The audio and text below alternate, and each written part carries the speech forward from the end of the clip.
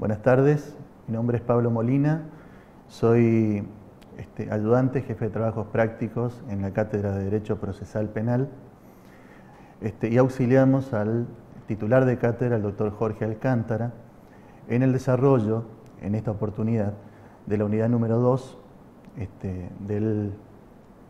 que trata los sistemas procesales que han regido históricamente en el mundo y también en nuestro país. De manera que con el ánimo de brindar un modelo teórico útil para la identificación y distinción de los diferentes sistemas de enjuiciamiento vigentes históricamente, la doctrina se ha esforzado, se ha preocupado por esbozar los grandes rasgos distintivos que perfilan los particulares procedimientos que existieron o existen en el presente de cada uno de los moldes conceptuales que responden a su vez a condiciones históricas, culturales, políticas, sociales y económicas. Podemos decir que los grandes sistemas básicamente fueron tres: el sistema acusatorio, el sistema inquisitivo y el mixto. La idea en esta oportunidad es desarrollar algunas cuestiones conceptuales básicas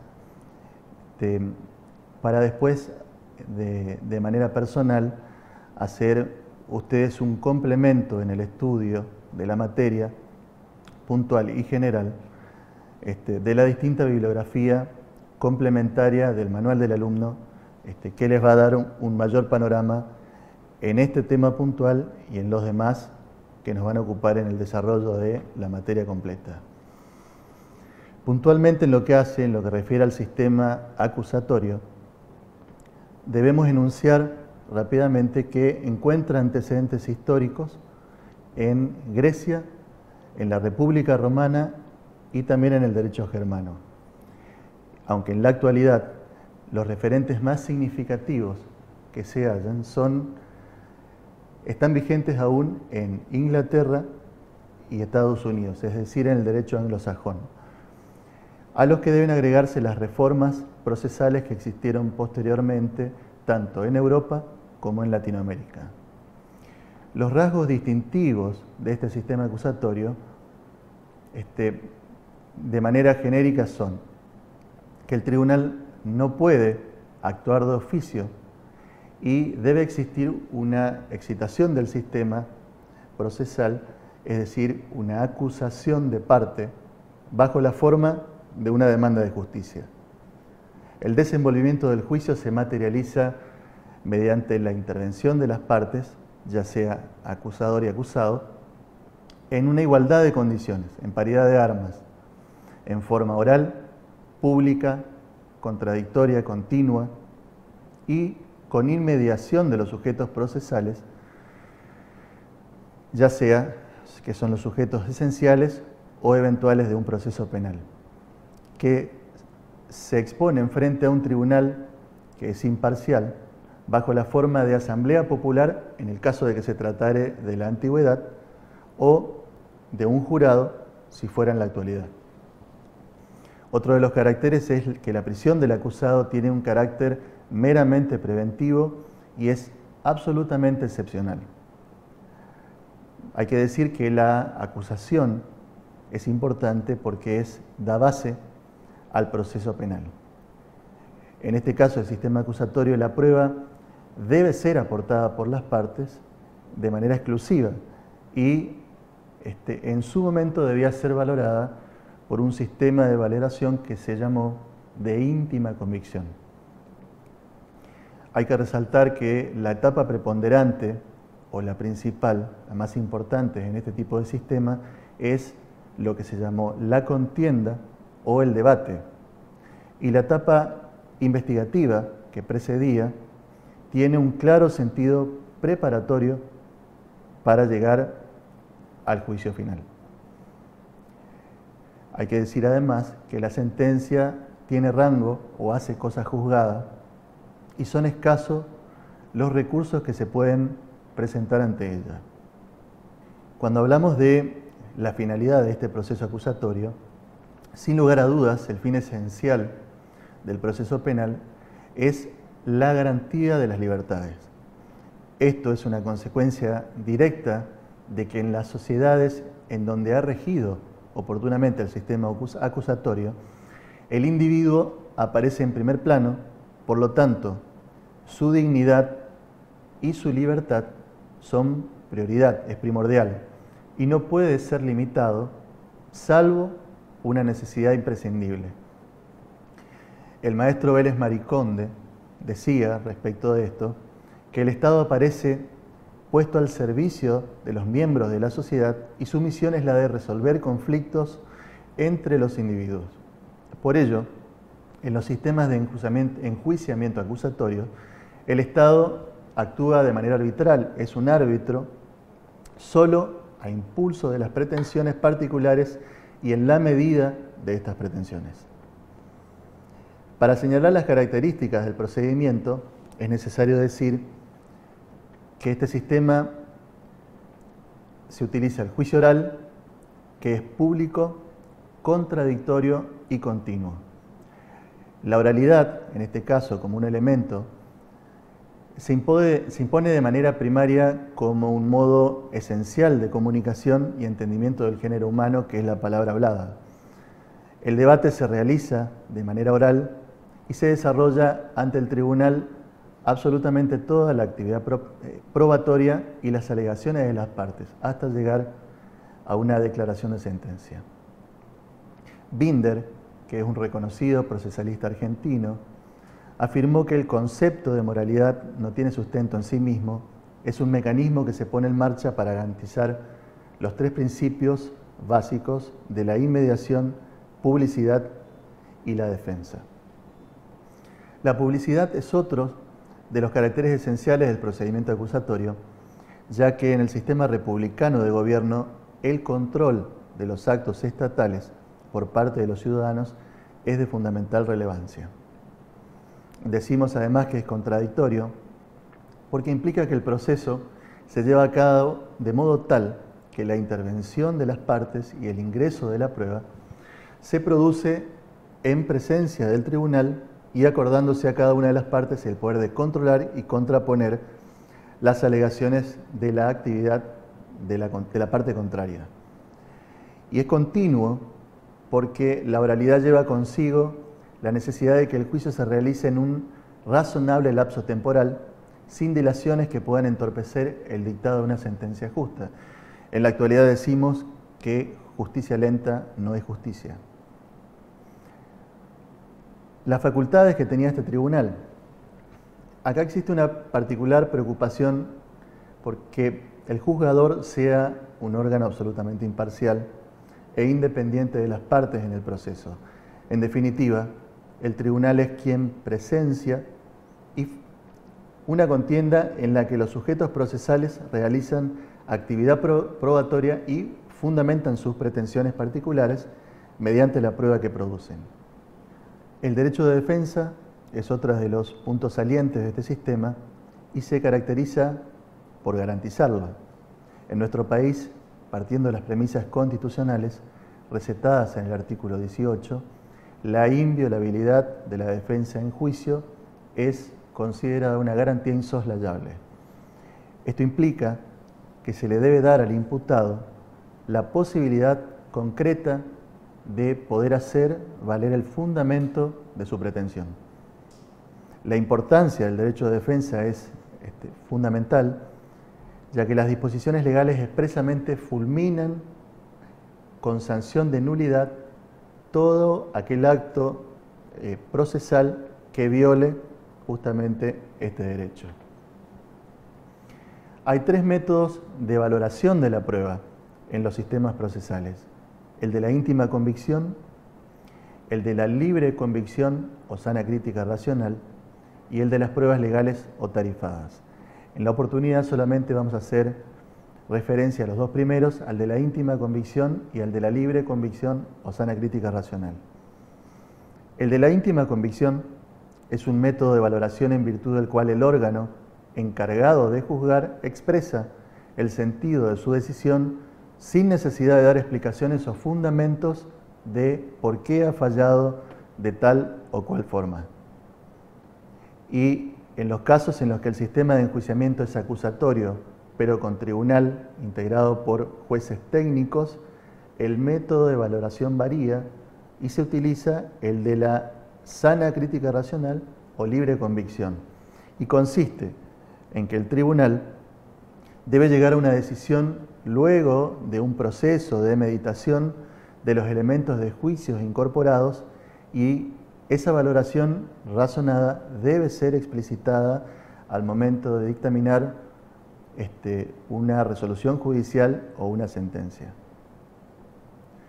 Tratando el sistema inquisitivo, debemos recordar que tiene su origen en la Roma imperial y se consolida posteriormente en la Europa continental en la Baja Edad Media del siglo XII y pervivió hasta el siglo XVIII, trasladándose luego a las colonias americanas y sobreviviendo así hasta el siglo XIX.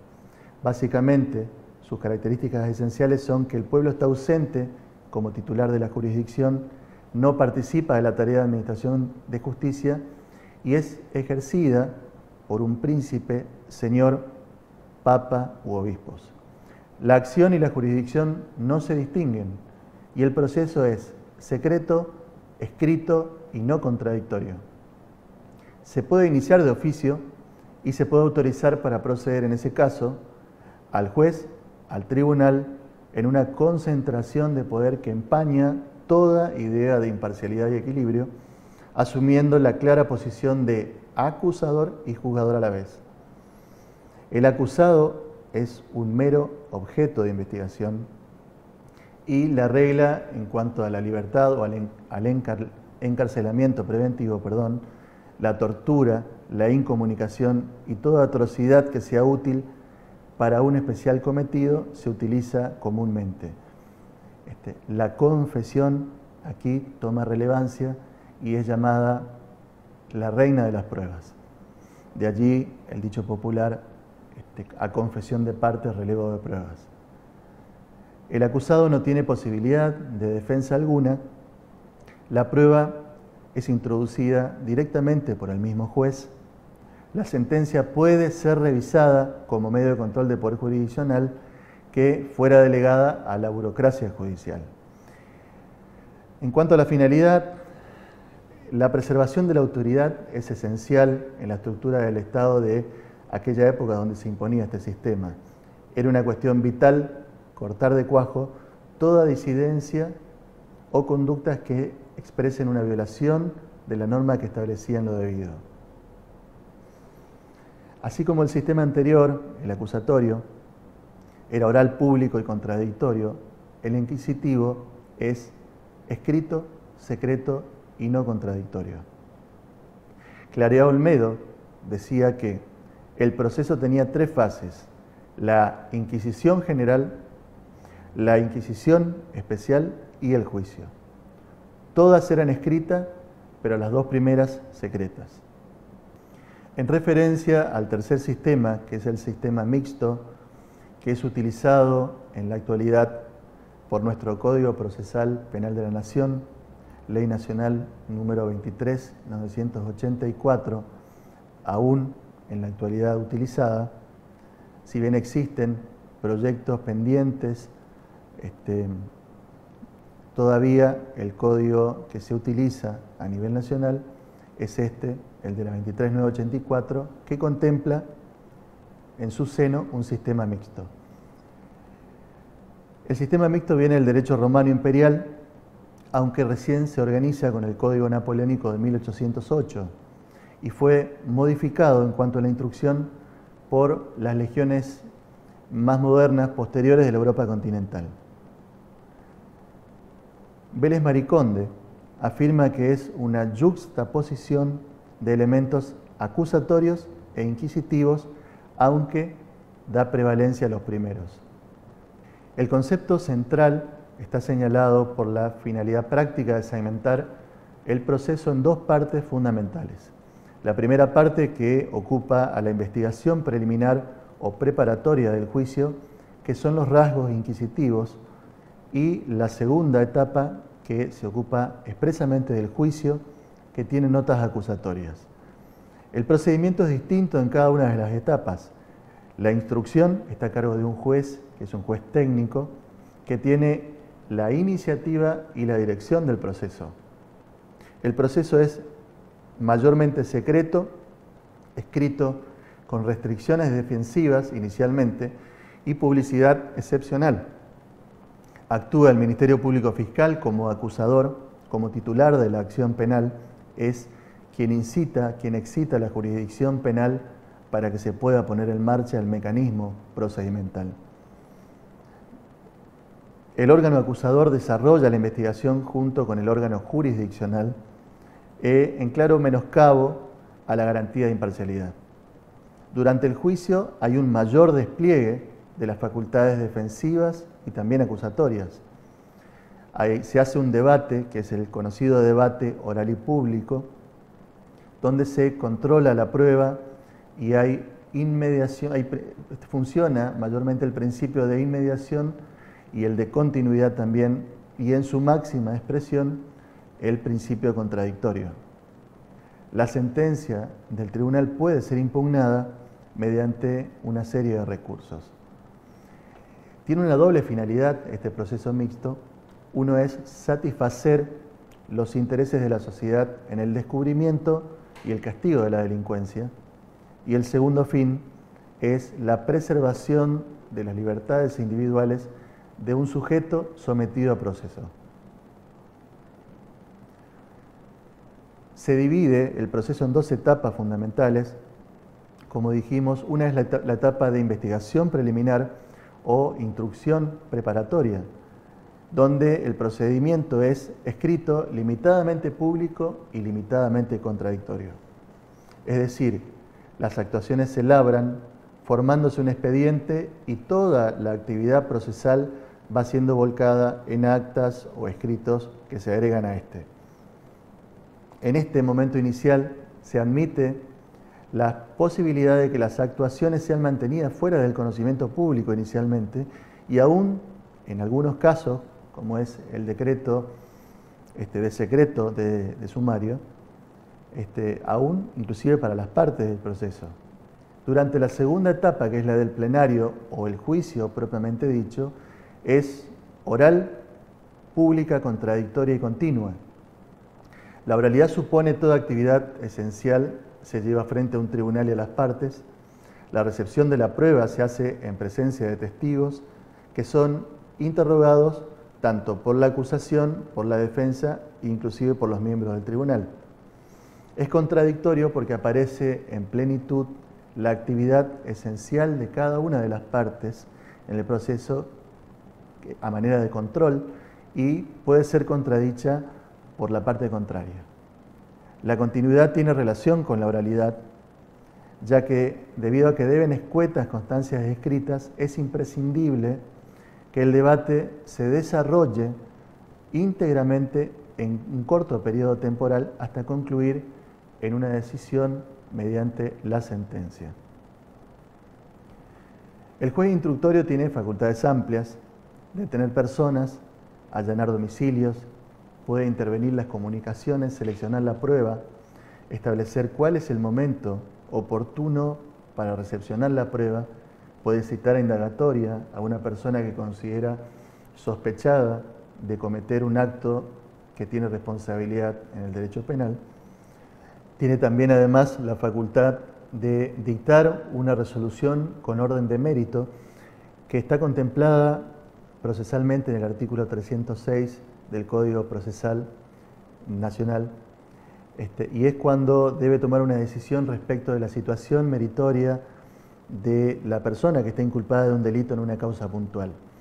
Pueden ser tres posibilidades: o dicta un auto de falta de mérito, o dicta un auto de sobreseimiento, es decir, desentendiendo a esa persona de la responsabilidad penal respecto de la actitud delictual que se investiga, o bien dicta un auto de procesamiento, es decir, lo vincula procesalmente a la responsabilidad de ese acto que se está investigando.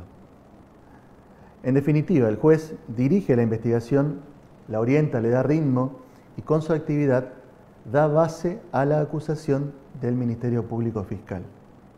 Respecto del derecho de defensa, se manifiesta en este sistema particular una marcada preocupación por preservar el derecho de defensa que nace como una reacción a los excesos y crueldades del sistema inquisitivo que habíamos mencionado. La valoración de la prueba es importante.